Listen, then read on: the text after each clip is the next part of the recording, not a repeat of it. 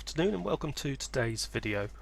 Now what we're going to be doing today is actually dismantling the spare C7 that I've got here and taking out the main motor. So this motor powers not only the capstan but also powers the eject mechanism. Now it takes a little bit of effort to get into it. So the power supply itself has been removed on this particular unit. The process is actually very similar to the T7. So what you've got here, the board I've just removed there, is actually the tension detection switch, which is just a little magnetic switch. And what you have to do to get this motor out is you actually need to remove that rear panel there. So that rear can, that needs to come out. You also need to remove the bracket that's behind it, or at least just get that bracket so you can move it slightly. There is then a multi-plug connector on the motor itself which will pop out. You can see the multi-plug there to the top left of the screen. And that white cable tray or cable harness can be also removed and just sort of moved out of the way. So you can actually get the motor out through the top. Now it is a bit of a pain to get it out, to be honest with you. It took around sort of 15 to 20 minutes to get it out. So with the C7 out of the way, I bought the T7 out, and with this one I stripped it down a little less than I did with the C7.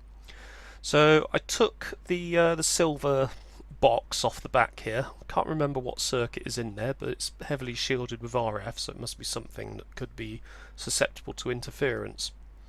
So I took that off, and the first thing I actually did was I popped the wiring connector off of the motor itself.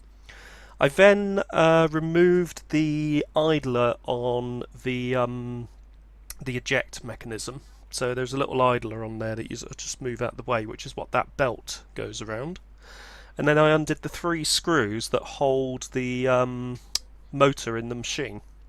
Now you can see that there is a tape in there at the moment, and that's been in there for God knows how many years, to be honest with you. That just seems to be a constant feature of this machine.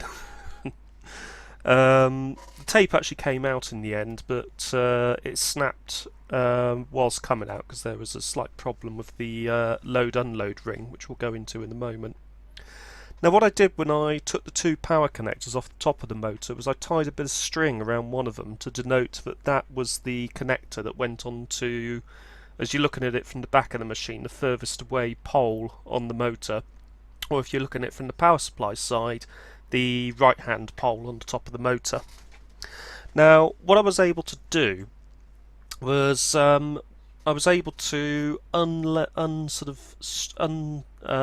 feed some of the wiring on there to a point where I was actually able to get enough leeway to move things out of the way and actually get things sort of nicely out of the way so that I could actually get the motor out. Now I noticed that the motor had basically splurged all of its grease everywhere. So one of the things I did as well was I got a suitable wipe and actually cleaned everything up, and basically sort of cleaned up all around the motor and also cleaned up underneath, because the grease from the motor had actually slipped underneath the system as well onto the underside of the deck. Now I did actually manage to get that wiring connector back in. It was a real pain to do it. And then what you have to do is you have to sort of carefully feed all of the wiring back through that sort of cable management bit, and you know, just sort of be a bit gentle getting everything back in, as everything in there is in quite sort of tight, and not under tension, but it's in sort of quite tightly packed. And there is an awful lot in there. The board that was on top of the motor, it's not actually attached to the motor, but it is on sort of mounted on top. That goes back into place and screws back in, and then once you've done that you can actually reattach the back frame, and then you can actually reattach the back circuit board, the rear circuit board, which I've done there, and also sort of do up all of the relevant earthing points. Now, what I actually did as well was I tested the machine, and I noticed after testing that it was very sluggish lacing and unlacing. In fact, also it would not play either. If you tried to hit play, it would just immediately stop. And lacing and unlacing was putting an awful lot of strain on the motor, which may be the reason why the original motor failed in the first place. So what I did was I managed to get the tape out of the machine. In fact, as you can see, this is a different tape. And I re-greased the whole of the loading ring. Put a touch of grease underneath onto the cog that obviously activates the loading ring, the little idler. And I also, what else did I do? I also adjusted the idler so that it was making contact with the motor, but it wasn't really up against the motor, which was causing quite a bit of problems stopping the motor from actually spinning. So I've now got a machine that will consistently lace and unlace, and the more it's actually laced and unlaced, the more the lubrication has actually gone around the mechanism, and it unlaces and laces very quickly. The playback issue was basically that little tension bar. So what would happen is the tension would sort of go out and the bar would flick, and that would sort of kill the deck off. So I managed to adjust that, and that actually sorted out that particular issue. Next thing is the servo. So the servo boards are in a different position on this machine. Because it's a multi-standard machine, the main circuit boards underneath are both serving picture processing, so luminance and chrominance and colour. Obviously, because you've got three systems on here, you've got three different circuitry things that you need for NTSC, PAL and CCAM. So what I actually did was I had a look in the machine and sort of thought, well, where would you logically put the servo boards? And I found that the servo boards are in sort of like a group of three boards. There is a board mounted, or two boards mounted vertically.